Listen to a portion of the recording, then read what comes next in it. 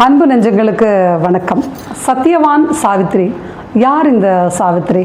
நாம் அடிக்கடி கேள்விப்பட்ட பெயர் அல்லவா?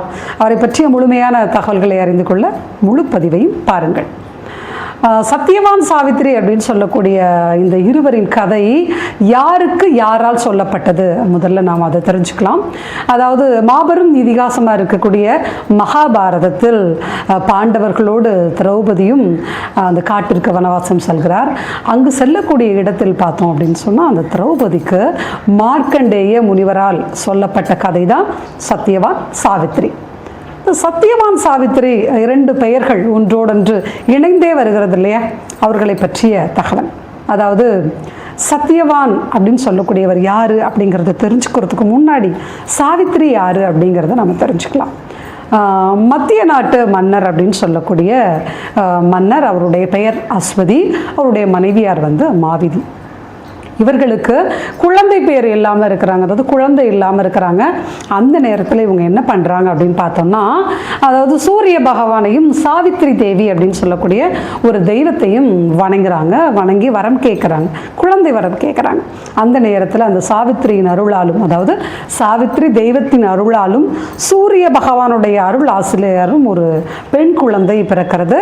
அந்த பெண் குழந்தை சாவித்ரி அப்படின்னு சொல்லி பெயரிட்டு வளர்த்து வராங்க. அதாவது சகல கலைகளிலும் தேர்ச்சி பெற்ற ஒரு வலிமை படைத்த பெண்ணாக இந்த சாவித்ரி வளர்ந்து வராங்க. அவங்க வளர்ந்து வரக்கூடிய அந்த காலகட்டத்தில் திருமண வயதை எட்டிடுறாங்க, மிகப்பெரிய திறமைசாலி.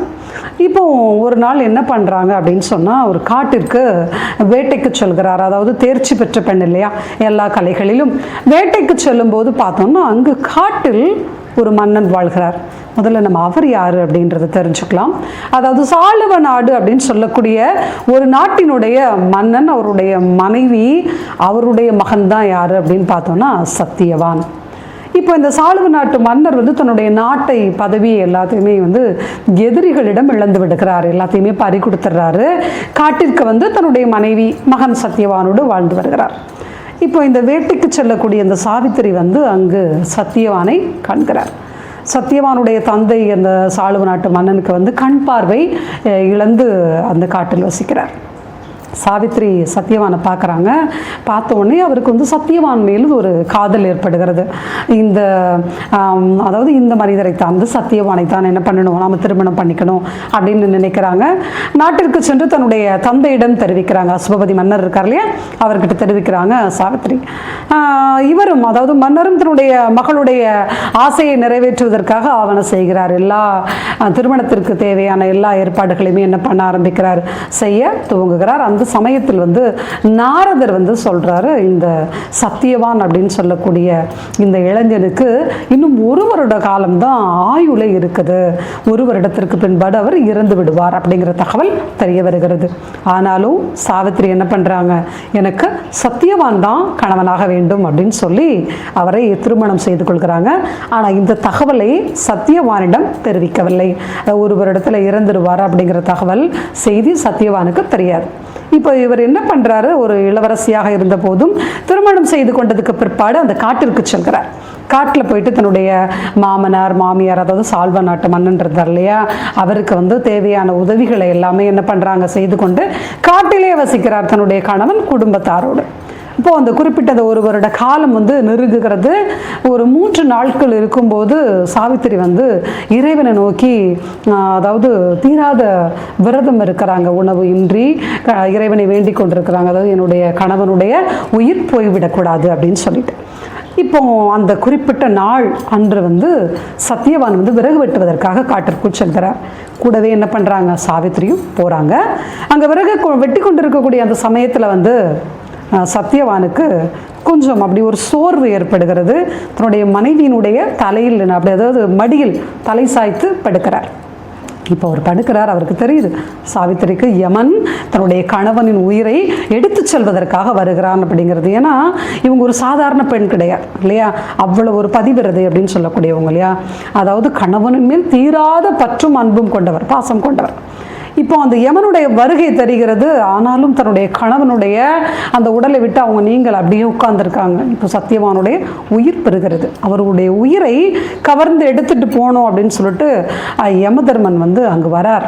வந்து சாவித்திரியை பார்க்குறார். யமதர்மன் சாவித்திரியுடைய கண்களுக்கு தெரிகிறார்.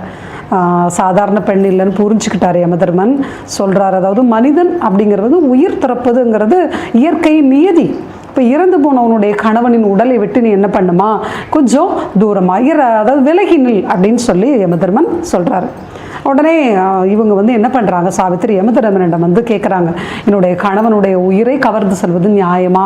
ஏன்னா அவர் வந்து இள வயது இல்லையா அப்படின்னு சொல்லி அவங்கள்ட்ட வாதாடுறாங்க யமதர்மன் கிட்ட. இவர் வந்து இயற்கையை நியதியை மாற்ற முடியாது அப்படின்னு சொல்கிறாரு. அவருடைய கணவனுடைய உயிரை கொண்டு செல்கிறார். சாவித்திரி என்ன பண்ணுறாங்கன்னா விடாமல் அப்படியே யமதர்மனுடைய பின்னாடியே போகிறாங்க. போய்கிட்டு அவர்கிட்ட வந்து கேட்டுக்கிட்டே இருக்காங்க, இதை வந்து நியாயமில்லை, நீங்கள் அவருடைய உயிரை விட்டுறணும் அப்படின்ட்டு. ஒரு கட்டத்துக்கு மேலே யமதர்மனுக்கு என்ன தோணுது அப்படின்னா, எப்படிப்பட்ட ஒரு பெண், அதாவது கணவன் உயிர் இழந்துட்டாரு அப்படின்னு தெரியும், அங்கே உயிரற்ற உடல் இருக்குது, உயிரைத்தான் நம்ம கவர்ந்து கொண்டு போகிறோம், ஆனால் இந்த பெண் விடாமல் நம்மளை தொடர்ந்து செல்கிறாளே அப்படின்னு சொல்லிட்டு ஒரு கட்டத்துக்கு மேலே அவங்களால பின்தொடர முடியாத ஒரு சூழல். அப்போ சொல்கிறார், நீ திரும்பி போயிடுமா, இதுக்கப்புறம் நீ என்னோட வர முடியாது அப்படின்னு. ஆனால் கேட்கல, சாவித்திரி கேட்கல. ஏன்னா அவங்க தான் ஒரு கடந்த 3 நாட்களாக விரதம் இருந்து கணவனுக்காக என்ன பண்ணுறாங்க, மிகவும் இறைவனை வேண்டி நிற்கிறாங்க இல்லையா. அப்போ யமதர்மன் வந்து அப்படி மனம் இறங்கி என்ன சொல்கிறார் அப்படின்னா, நீ என்கிட்ட ஒரு வரம் கேளுமா, அதாவது உயிரை கொடுக்க முடியாது, நீ ஒரு வரம் கேளு அப்படின்னு சொல்லி சொல்கிறாரு யமதர்மன். இப்போ சாவித்திரி வந்து என்ன பண்ணுறாங்க அப்படின்னா, என்னுடைய மாமனார் இருக்கார் இல்லையா, அதாவது அந்த சால்வ தேசத்து மன்னர், அவருடைய மகன், அவருடைய மகனான வாரிசு அந்த நாட்டை ஆள வேண்டும். அது என்னுடைய மாமனாருக்கு அவர் இழந்த தேசம் கிடைச்சிடணும், அவருக்கு கண் பார்வை வந்துடணும். அதுக்கப்புறமா அவருடைய மகனுடைய வாரிசுகள் என்ன பண்ணணும், அந்த நாட்டை ஆள வேண்டும். இப்போ எப்படி இது சாத்தியம்? அப்போ சத்தியவான் என்ன பண்ணணும், உயிரோட வந்து தான் ஆகணும் இல்லையா. இவருடைய அந்த சாவித்திரியினுடைய அந்த கணவன் மீது இருந்த பற்று பாசம், அதற்காக அவருக்கு மேற்கொண்ட முயற்சிகள், இதை எல்லாமே பார்த்து என்ன பண்ணுறாரு யமதர்மன், பூரித்து போகிறார், கேட்ட வரத்தை கொடுக்கிறார். அப்போது அந்த சால்வ தேசத்து மன்னனுக்கு கண் பார்வை கிடைக்கிறது, சத்தியவான் உயிரோடு வருகிறார், சாவித்திரி தன்னுடைய கணவனோடு இல்லறம் நடத்துகிறார். இந்த கதை மார்க்கண்டேய முனிவரால் மகாபாரதத்தில் திரௌபதிக்கு சொல்லப்பட்ட கதை.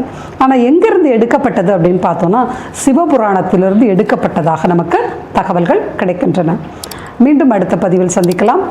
நன்றி.